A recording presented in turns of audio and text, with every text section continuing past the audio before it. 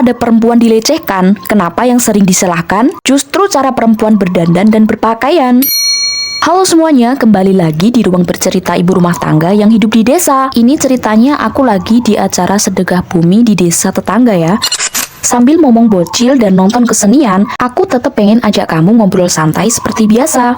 Hari ini ceritaku mungkin kelihatan sepele, bahkan mungkin juga sering banget terjadi di sekitar kita. Tapi kalau direnung-renungkan, ada cara pandang yang sangat bermasalah, tapi sayangnya sering kita anggap wajar. Disclaimer dulu, ini bukan soal tetanggaku, tapi soal kejadian yang menurutku penting untuk kita bahas bareng dari apa yang dulu banget pernah dialami tetanggaku. Karena kasus ini juga sering banget terjadi di sekitar kita. Dulu itu, tetangga aku pernah kena pelecehan seksual. Orangnya itu sebenarnya biasa aja sih, pakaiannya sopan, nggak aneh-aneh. Cuma satu yang jadi ciri khasnya, yang sering jadi bahan omongan tetangga, yaitu dia suka berdandan. Nggak selalu sih, tapi ya kadang-kadang aja. Tapi orang yang diingat itu kan ya yang dandannya itu tadi. Dandanannya juga bukan yang menor atau gimana gitu. Cuma ya lebih rapi, lebih bersih, pokoknya enak dilihat lah. Tapi entah kenapa, di lingkungan kayak umumnya kita ini, perempuan yang bisa merawat diri sama orang-orang itu malah seringkali kena evaluasi, dibilang kemenyek, alah kebanyakan gua ya, wong ya di rumah aja kok dandan, cari perhatian ya. Wow, pokoknya gitulah komentarnya.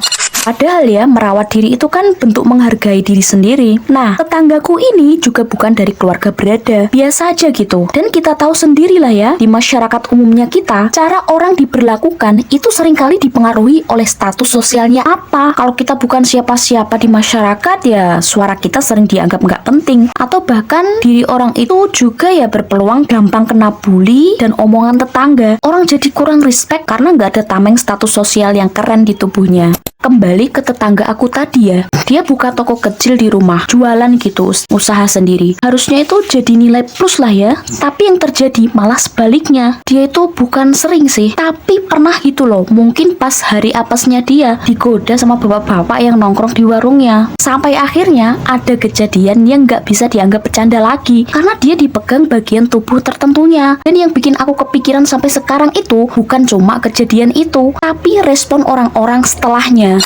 Orang-orang fokusnya bukan ke tindakan bapak-bapak yang jelas salah itu, tapi malah menyalahkan perempuan tadi. Ya elah, sok kecantikan amat, baru disentuh gitu aja marah. Sok ngerasa paling laku aja punya rupa. Emang secantik apa sih? Yang lebih cantik udah banyak di luaran sana, tapi nggak sewot kayak gitu. Begitu orang komentarnya.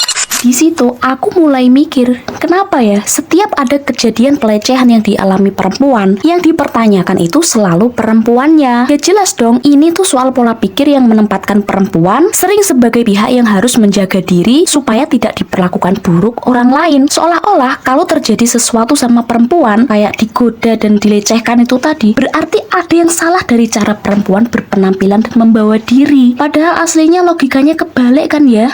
Yang perlu dipertanyakan itu bukan kenapa kok dia sampai bisa dilecehkan, tapi kenapa ada orang yang merasa dirinya itu berhak melakukan pelecehan. Karena pelecehan itu bukan soal pakaian loh ya, bukan soal dandan atau tidak, tapi soal orang yang sudah berani melanggar batasnya orang lain. Dan yang sering luput kita sadari, cara pandang yang menyalahkan korban ini kadang justru datang dari sesama perempuan. Akhirnya pelaku ya seperti merasa dirinya aman kan, karena yang disorot orang-orang itu bukan perbuatan pelakunya, tapi korbannya yang terus-menerus dievaluasi dan dihakimi. Kalau budaya menyalahkan korban ini kita lakukan terus-menerus, setiap ada saudari kita atau siapapun itu yang kena pelecehan, tentu kita merugikan korban dong, dan secara nggak langsung malah melindungi pelaku untuk tidak kena evaluasi massa. Mungkin kita nggak bisa langsung mengubah semua cara pandang orang, tapi setidaknya lewat obrolan ini kita jadi bisa ambil pelajaran dan mulai dari diri sendiri, dari cara kita melihat dan merespons sebuah kejadian.